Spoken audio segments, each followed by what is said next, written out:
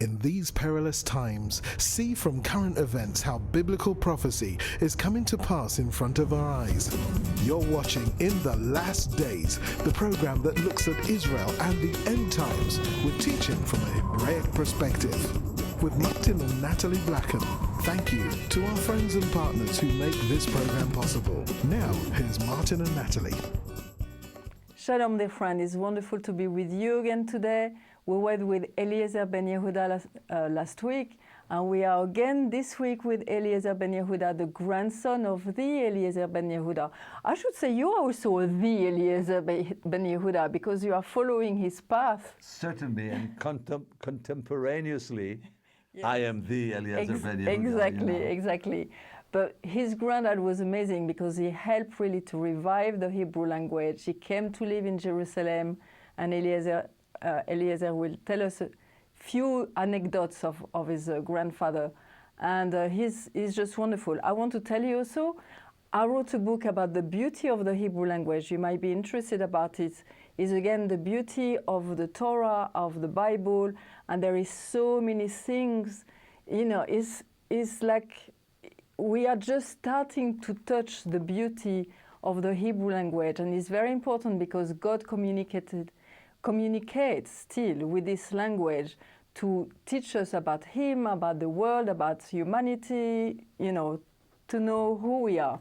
And also Eliezer wrote a book about his grandfather, and I can't wait to see it as a film. I'm still waiting for that. Me too. People from Hollywood or whoever has a great ideas and wants to make a beautiful film with love story, adventure, gory stories, and suffering. Suffering is like humanity, you know, is a really human story, and in Israel and all around the world because he travels all around the world.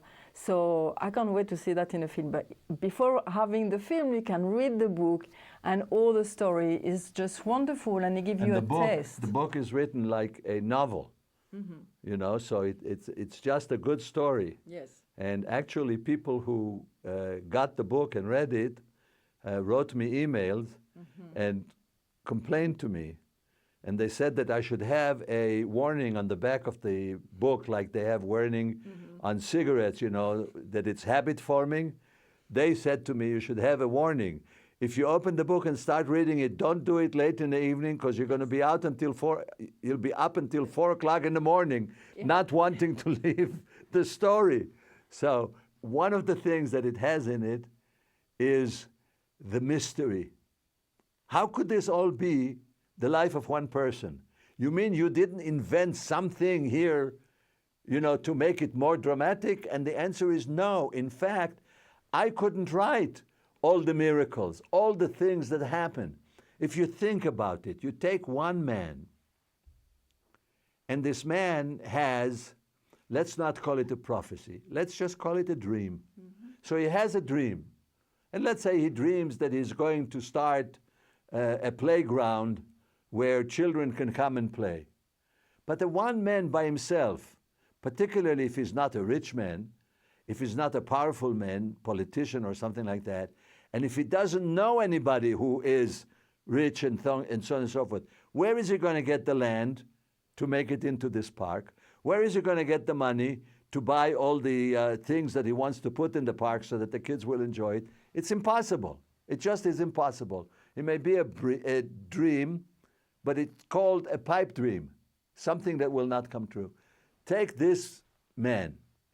Not only is he one man alone, not only is he poor, but you throw into the mix, you know, that you're trying to make a soup out of that, you know, you throw into it a big rock, because all of a sudden this man at age 20 becomes sick with a disease that is impossible to cure and that poor people are going to die from.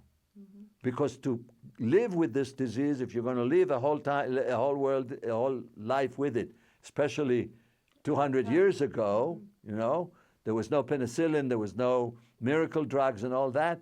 The way that you lived with it is you made sure that you didn't catch a cold. That's all you had to get to learn. You see, to live in a warm place where you don't catch a cold, where you're not hungry so that you're nice and strong, and then you can fight this disease and you can live a long life. Eliezer Ben-Yehuda didn't have that luxury. You see, he was poor, he was incapable, and he went to the doctors when he was sick and he started spitting blood, you see, and the doctor said to him, I am terribly sorry, but you're not going to live to celebrate your next birthday. You see? And so he decided, well, if I only have a few months to live, at least I'll go to Jerusalem and I'll try to do something, you know, I'll scratch the surface with my bare bones, you know, with my nails, and I will die in Jerusalem. I will have the pleasure of dying in Jerusalem. And miracles started happening to him. And a woman that he met before he was sick, that he thought he had no chance with, decides that she will dedicate her life to him. And she will come and she will heal him. She will do the impossible because she is young. And when you're young, you don't think that anything will happen to you. And not only that, but you think that love can conquer anything.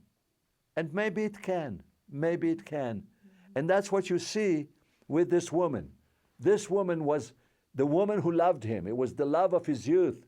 And you can think of the words of the prophet. I remember the grace of your youth, the love of your betrothal, how you went after me into a land that was not plowed. You see? And what is he talking about? He's talking about himself and about his Chava. You see? Remember last week we spoke about Chava as his wife. Not just his ranch, wife, but his ranch.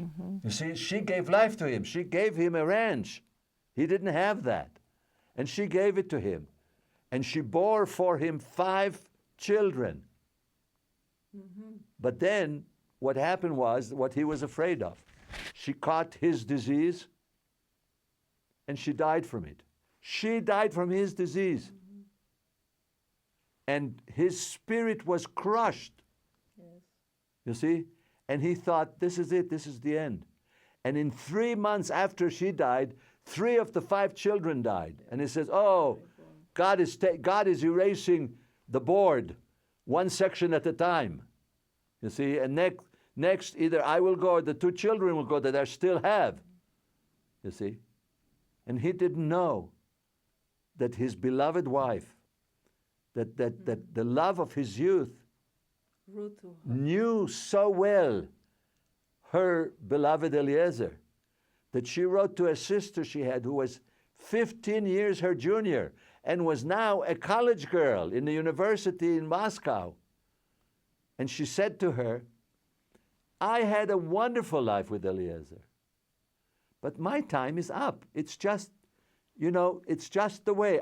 God gave me 10 years with him. It was worth 80 years of boredom with a man that wouldn't do anything in his life. But now, I'm gone. And it's your turn. And she said this line, if you want to be a princess, come to Jerusalem and marry my husband. And this college girl decides, by golly, I'm going to do that. And she starts to correspond with him, and she's trying to seduce him into inviting her to be with him. And he doesn't. He doesn't catch on. He was so sad, maybe. Well, because he was sad, because he was, you know, really desolate, desperate, you see? And so, you know, he's not catching on. And so she says, suggest to me a name, because she has a European name, Paula. She says, I'm studying Hebrew and I want to have a Hebrew name. Can you suggest one for me? And so he sends her a list of 15 names, you know, from the scriptures and from other sources, you know. And one of the names is Chemda, which means cherished one. The land, the Holy Land, in Hebrew is called Eretz Chemdat Avot, the beloved, the cherished land of the fathers, of the first people that came to the land. So he says Chemda, and she says, okay, I'm going to use this name, because basically it means cherished one, which is another word for darling. So he's going to call me darling from now on. And it still doesn't catch on. And so she sends him a last letter, and she says, listen, you thick-skulled man, I'm coming to Jerusalem to marry you. And he writes back and he says, no, I can't, I'm not going to accept it. I don't want your, like you're making a martyr out of yourself. You're coming here to die like your sister died. You're going to help me and you're going to die. And she says, die, Shmai, I'm not going to die. I'm a young girl. I'm going to be very strong. I'm going to keep you healthy, and I'm going to make sure that the children of my daughter who are still alive will grow up to be my sister. Will be strong being will carry on the name of their sister of my sister, and I will have children with you, so that you will have a large enough family and a large enough group of close people who want to see the success of your endeavor. And he says, no, I'm sorry, I cannot allow you to make this sacrifice. And she writes him a not desperate, but a threatening letter. And she says, look, I'm coming to Jerusalem, and I'm going to live in your house, and I'm going to take care of your kids, and in its time, just like Abraham and Sarah, I'm going to have my own kids. And if it's going to be a big scandal in Jerusalem, it'll be your fault. And when she said that, he said, well, in French they say, à la guerre comme à la guerre, in war it's like war, you just do what you have to do. So he says, okay, so I'll come and I'll marry you. You see, and he marries her. And his life becomes tougher because of what is happening to him in his work. And he's thrown into jail for no good reason, because people who don't like him get him in trouble. And his wife comes to him. Thank God that he had this wife. His wife comes to him and she says, you know what? I will be the editor of your newspaper. And you can sit and write the dictionary. Now, after all these years, it's not like he came to Jerusalem to write a dictionary. No, he came to Jerusalem to start people speaking Hebrew. But now we're talking about 20 years later. It's 1901. There are already at least 10,000 people that are speaking Hebrew. So she says, they need a dictionary. They need you to continue their help. And then there was an argument between the Jews who came from Germany and the Jews who are living in Israel, in the land. They wanted to have schools in German. And the teachers, and Eliezer Ben-Yehuda, of course, wanted Hebrew. And so they said, we're going to strike. And the benefactors that are going to build the school said, you'll strike, forget it, we're not going to be in the land. We'll close the shops. No, we'll close the schools. And they said, good, you'll close the schools, we'll take the kids to the beach and we'll teach them there. You see, and they called it the War of Languages, 1913. And they came to Jerusalem to a tiny little alley where Ben-Yehuda lived. It's called Ethiopia Street today. It was called Abyssinia Street before. And they came and stood under the balcony, which was his bedroom. And they called up, Eliezer Ben-Yehuda, Eliezer Ben-Yehuda, until he came out on the balcony like the Pope does, at the Vatican. And he blessed them all, and he said, wonderful, I bless you for what you're doing. Keep it up. We're going to win. Everything is going to end up well. And sure enough, those people in Germany, their heart was to help.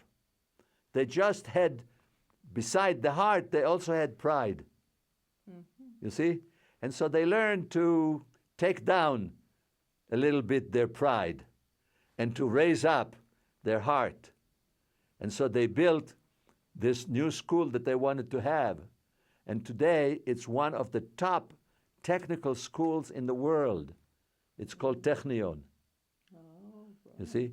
They wanted to call it Technikum, which is a German. It's the same word, but in German. You see? And they came to Ben-Yehuda and they said, it's not Technikum, is it? That's not a Hebrew word. And he said, of course not. It's Technion. Okay, we'll call it Technion. And we'll teach in Hebrew. And that's what happened. And many inventions that are used all over the world today are the products of men and women who went to the Technion. And they bring credit to the German organization that started that school. You see? So it all starts from that.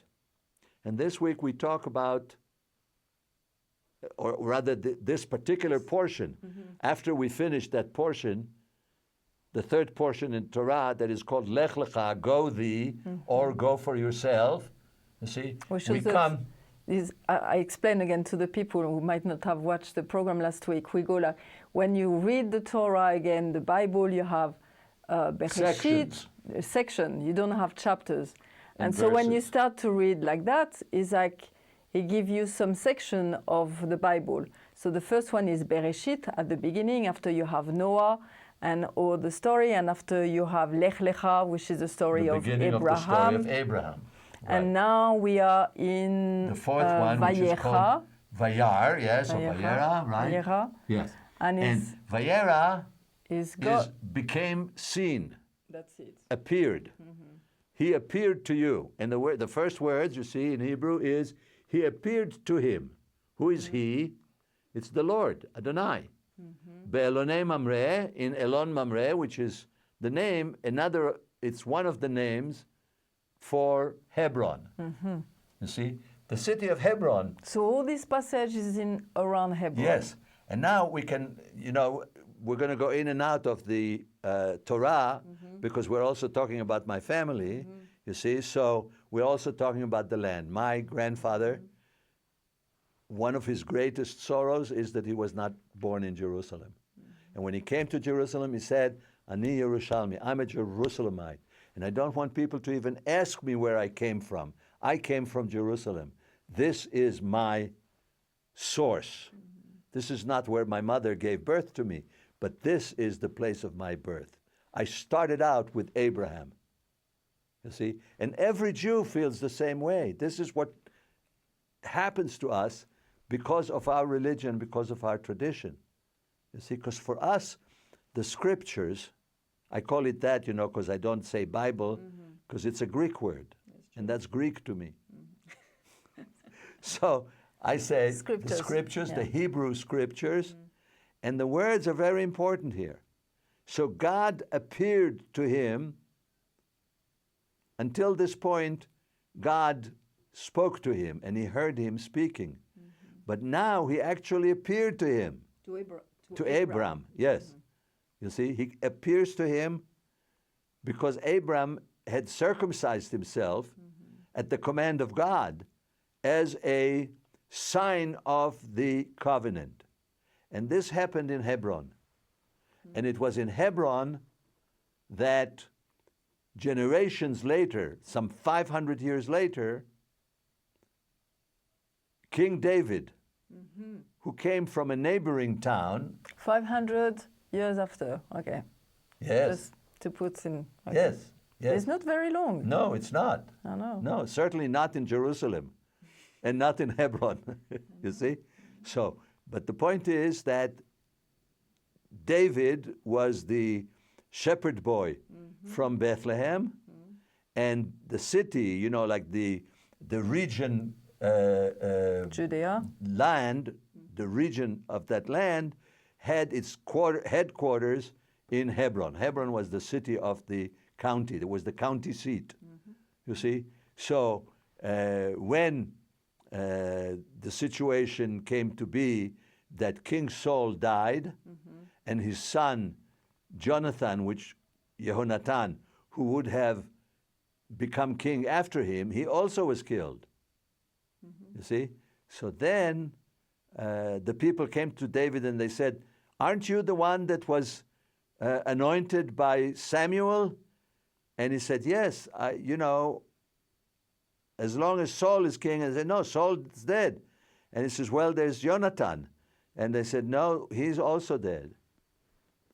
And so he became king. But the thing is, it's the city where Abraham, Isaac, and Jacob are buried. And 3 matriarchs. Mm-hmm. You see? Only Rachel is not.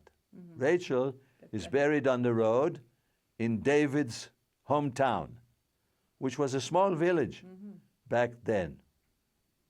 And so David becomes king in Hebron. Where Abraham, Isaac, and Jacob were buried. Were buried, right. Yeah. And today, preposterous politics,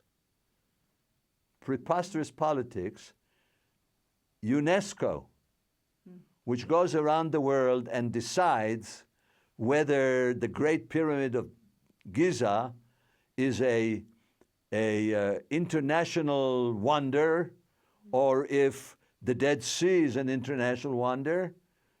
They recently came out and said the cave of Machpelah, the burial place of Abraham, Isaac, and Jacob, is a Muslim shrine. Now, how can that be? How can it be that the place that is known as the burial place of Abraham, Isaac, and Jacob, and by the way, we're going to read in the next portion that Sarah dies, and he comes to bury her in Hebron, and the people say to him, oh, go ahead, dig a hole in the ground anywhere you want and bury your dead. And he says, no, sorry, I don't do things that way. You see, I need to have a burial place. I say, bury anywhere you want. And he says, no, I can't do that. I have to have a land that belongs to me for eternity, because we bury in a thing called Bet Almin. Bet Almin means the house of eternity. And we believe in the idea of the resurrection of the dead in the time of the Messiah. So I need to have that place, and I need to have it for Jewish people to be buried there, so the whole clan, the whole group will be together. Should say it again, because this is so beautiful in Hebrew. You know, the name cemetery doesn't exist. We have different words. Yes. You see, we have Bet Kvarot, which means the place. No. Oh, sorry. From the word kever. Kever is a tomb. A tomb. Sorry. See? Yeah. And it's very interesting, by the way, a play on words here. It's an anagram. You see, kever is the same 3 letters of the word karov, which means close. You see, and it's because we want to be close to our family, to be buried with our family, and we want to be close to God. So we want consecrated ground. But it's not karov because we're dead. So we're in a faraway place. We are with God, hopefully in His domain.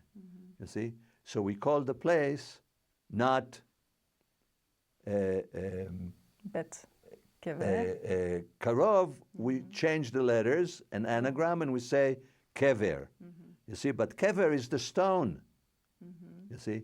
And the place where we put the stones is called Bet Almin. And Bet Almin comes from the word olam. Beit Olamim, the place of eternity.